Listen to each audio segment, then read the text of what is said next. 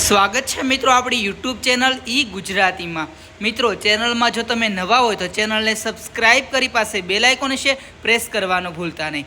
ઈ ગુજરાતી તમારા માટે તમામ ભરતીના સમાચાર લાવે છે, તો બને એટલું વિડીયોને શેર કરજો। આજની ભરતી વિશે વાત કરીએ તો પીએમ પોષણ યોજના ભરતી પોસ્ટ વિવિધ પોસ્ટ પર ભરતી છે। કોઈપણ પરીક્ષા વગર તમારે સીધી ભરતી કરવામાં આવી રહી છે, કોઈપણ અરજી ફી પણ ચૂકવવાની નથી। તો આ ભરતી વિશે આપણે સંપૂર્ણ માહિતી જોઈએ। આગળ વાત કરીએ તો પીએમ પોષણ યોજના ગુજરાત ભરતી, અહીં વાત કરીએ તો સંસ્થા પ્રધાનમંત્રી પોષણ યોજના પોસ્ટ વિવિધ પોસ્ટ પર ભરતી છે। અરજી કરવાનું માધ્યમ ઓફલાઈન રહેશે। અરજી કરવાની તારીખ વાત કરીએ તો 5 સપ્ટેમ્બરથી લઈને 19 સપ્ટેમ્બર સુધીની છે। અહીં આધિકારિક વેબસાઇટ તમને સ્ક્રીન પર મિત્રો દેખાઈ રહી છે, ત્યાં જઈને તમે સંપૂર્ણ માહિતી જોઈ શકો છો, પરંતુ આ વિડીયો અંત સુધી જરૂરથી જુઓ જેથી કરીને તમને અહીં સંપૂર્ણ માહિતી મળી રહે।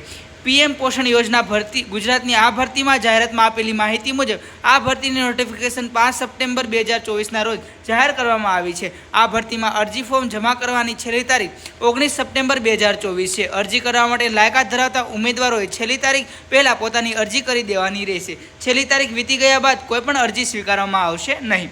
પદોના નામ વિશે વાત કરીએ તો પ્રધાનમંત્રી પોષણ યોજના ગુજરાતના ભરતીમાં જાહેરાતમાં આપેલી વિગત અનુસાર વિભાગ દ્વારા જિલ્લા પ્રોજેક્ટ કોઓર્ડિનેટર તથા તાલુકા એમડીએમ સુપરવાઇઝરના પદો પર ભરતી કરવામાં આવી રહી છે। અરજી ફી વિશે વાત કરીએ તો આ ભરતીમાં અરજી કરવા માટે તમામ કેટેગરીના ઉમેદવારો પાસેથી કોઈપણ પ્રકારની ફી ચૂકવવાની રહેતી નથી, જેથી કરીને તમે વિનામૂલ્યે અહીં અરજી કરી શકો છો।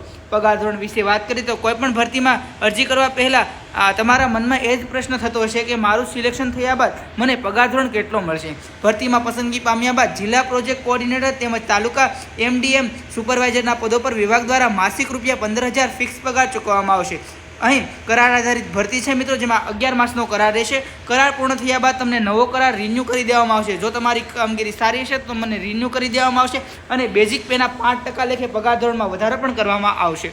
શૈક્ષણિક લાયકાત વિશે વાત કરીએ તો આ ભરતીમાં શૈક્ષણિક લાયકાતની વાત કરીએ તો બંને પોસ્ટ માટે શૈક્ષણિક લાયકાત અલગ અલગ છે, જે તમારે જાહેરાતમાં વાંચવાની રહેશે।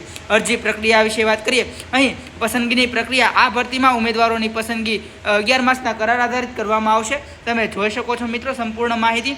ખાલી જગ્યા વિશે વાત કરીએ તો અહીં આ ભરતીમાં જિલ્લા પ્રોજેક્ટ કોઓર્ડિનેટરની 1 તથા તાલુકા એમડીએમ સુપરવાઇઝરની 7 એમ કુલ 8 પદો પર ભરતી કરવામાં આવી રહી છે।